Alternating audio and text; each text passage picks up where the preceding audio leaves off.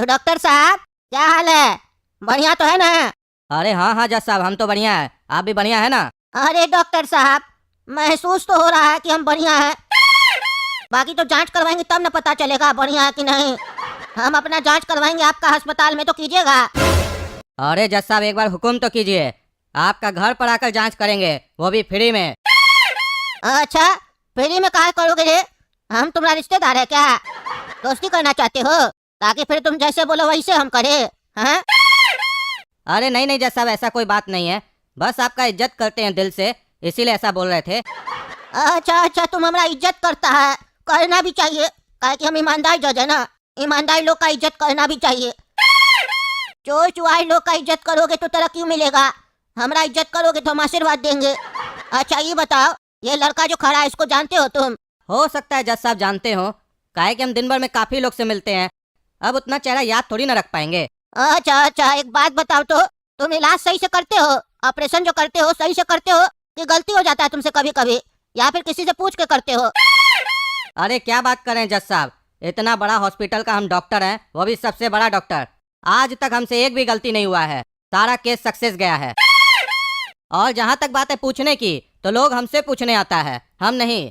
अरे वाह, क्या बात है। लेकिन जज साहब आप हमसे ये क्यों पूछे? अरे बाबू, हम देख रहे थे कि तुमको अपना पढ़ाई याद है कि नहीं। काहे कि तुम बोले ना इतना लोग से मिलते हैं इसीलिए इसका चेहरा पहचान में नहीं आ रहा है, तो हमको लगा इतना साल पहले जो तुम पढ़ा था वो कहीं भूल तो नहीं गया। भूल गया तो वापस से तुमको पढ़ाई करने के लिए कॉलेज में भेज देते ना, नहीं तो जो भी पेशेंट आता तुम भूल जाता ऑपरेशन कैसे करना है। वही हम देखना चाह रहे थे, पढ़ाई तो याद है ना? तो बताओ, याद है ना पढ़ाई? दिक्कत तो नहीं ना होगा आगे चल के? पेशेंट को मार तो नहीं ना दोगे ऑपरेशन करते समय? अरे जज साहब क्या मजाक करते हैं, ये भी कोई चीज भूलने का है? यही तो मेरा पेशा है, दिन भर तो यही काम करते हैं, इसको कैसे भूल सकते हैं? भूलता तो आदमी उस चीज को है ना जो कभी कभी करता है, जो रोज करता है उसको थोड़ी ना कोई भूलता है। अच्छा अच्छा, बात तो तुम्हारा सही है, एकदम डॉक्टर की तरह बात कर रहे हो तुम। चलो ये बताओ, तुम तो भूल गए हो इसको कि ये कौन है नहीं है। हम तुमको याद करवाने का कोशिश करते हैं, तुम अपना दिमाग में जोर डालना और याद करने का प्रयास करना कि ये लड़का कौन है, ठीक है? तो सुनो, आज से कुछ दिन पहले इसका एक्सीडेंट हो गया था, और ये लड़का के बगल में जो इसका भाई है ना, पीला टी शर्ट पहन के काला कद्दू, ये अपना भाई को लेकर तुम्हारा अस्पताल में आया था। कह रहा था भर्ती कर लो, इसका इलाज कर दो, ठीक कर दो। इसको सिर में काफी चोट लगा था और कहा था तुमको जितना पैसा चाहिए उतना ले लो, लेकिन एडमिट कर दो। तो तुम शायद इस लोग को कहे थे इसका पेरेंट्स कहाँ है, उसका साइन लगेगा, पुलिस कहाँ है, हम दाखिला नहीं लेंगे, हम एडमिट नहीं करेंगे, हम इलाज नहीं करेंगे, ऐसा कुछ तुम बोले थे इसको। फिर बोले जाओ जाओ यहाँ से जाओ, दूसरा हॉस्पिटल में इलाज करवा लो, हमारे हॉस्पिटल का ये प्रोटोकॉल है। हाँ, ऐसा कुछ बोले थे, याद आ रहा है? जोर डालो दिमाग पे। अरे हाँ हाँ जज साहब, याद आ गया। ये हम लोग के हॉस्पिटल का प्रोटोकॉल है, कोई एक्सीडेंट या मर्डर का केस होता है तो हम लोग यही बोलते हैं, और इसको भी यही बोले थे। काहे कि अगर पेरेंट्स नहीं होगा और बच्चा को कुछ हो गया तो पेरेंट्स तो आकर हम लोग के ऊपर हल्ला करेगा ना कि आप किससे पूछकर इलाज किए, तो वो साइन तो लगता है ना। और एक्सीडेंट हुआ था तो पुलिस का भी जरूरत पड़ता है, नहीं तो हम लोग फंस जाएंगे ना। अरे तो तुमको क्या लगा इलाज नहीं करके तुम नहीं फंसोगे? फंस तो तुम वैसे भी गए। हम क्यों फंसेंगे जज साहब? अरे हम बताते तुम कैसे फंस गया रे, तभी तो तुमको यहाँ बुलाए अपना कोर्ट में, क्योंकि हम ईमानदार जज है। तुमने यहाँ ये जब आया था ना काफी जख्मी था, ये मर भी सकता था, लेकिन तुमको साइन चाहिए था, पुलिस चाहिए था, तुम इसका इलाज नहीं किया और तुम सोचा कि हम बच जाएंगे। तो तुम एक काम करो ना, हॉस्पिटल अपना बंद करके बाथरूम साफ करो लोग का घर पे जाके। हॉस्पिटल खोल के काहे रखे हो जब तुमको मरीज का इलाज नहीं करना है तो? अरे जज साहब यही नियम है, और ऐसे ही सारा हॉस्पिटल काम करता है, काहे कि ये तो आप ही लोग के सरकार का नियम बनाया हुआ है ना। अरे तुम तो बड़ा सरकार का नियम को फॉलो करता रे, ईमानदार डॉक्टर।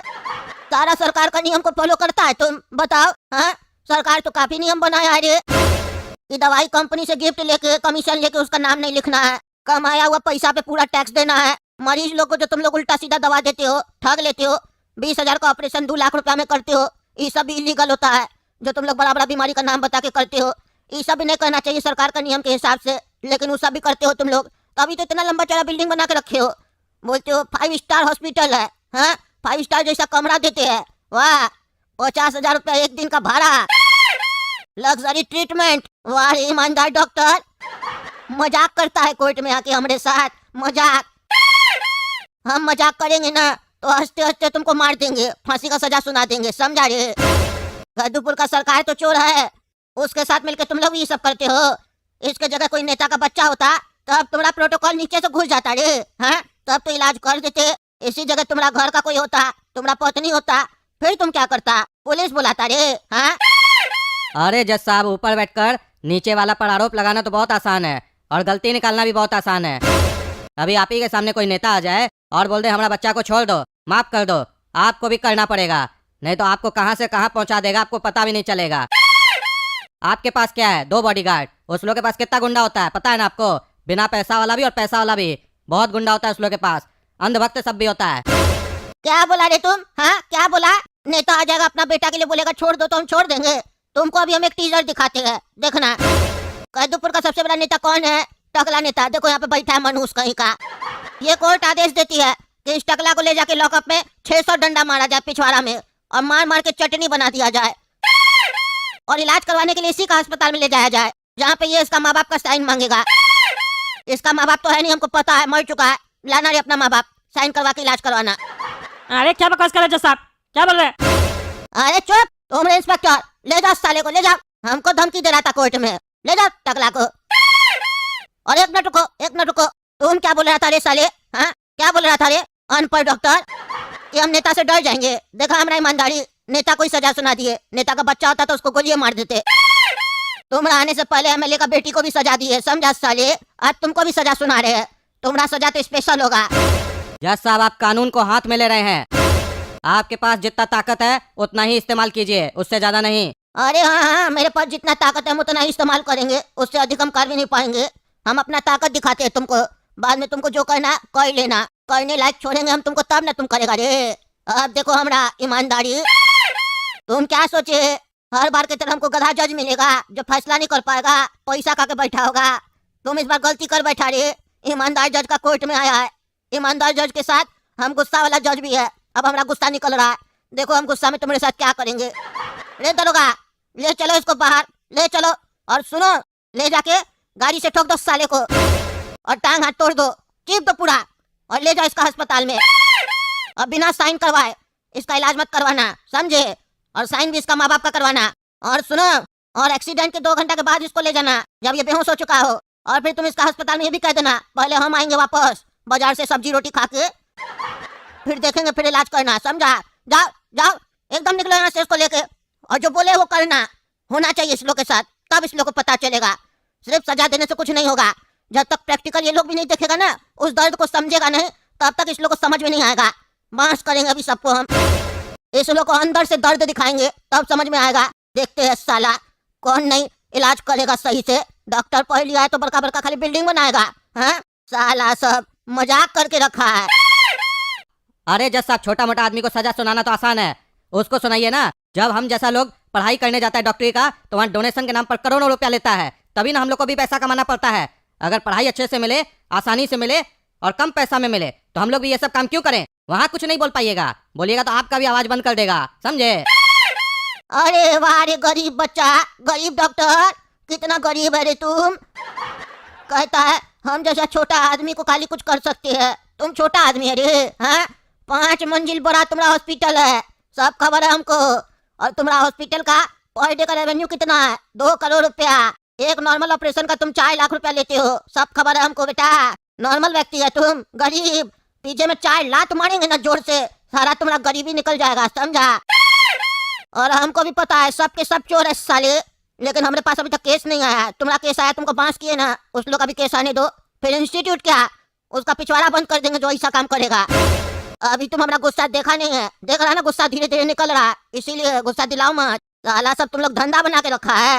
हाँ, कोई भी अपना पत्नी को लेके आता है बच्चा के समय तो कहते हो नॉर्मल डिलीवरी नहीं होगा, ऑपरेशन होगा, नहीं तो हम लोग गारंटी नहीं लेते हैं, माँ को कुछ हो सकता है या बच्चे को भी कुछ हो सकता है। ये सब जो बेटा तुम लोग नाटक करके रखा है ना आजकल कद्दूपुर में, सब समझते हैं हम। तुम लोग साले डर का बिजनेस चला के रखा है कद्दूपुर में। हाँ, डर का, डरा के आदमी से पैसा लेना चाहता है, तो तुम लोग में और डकैत लोग में क्या अंतर रह गया?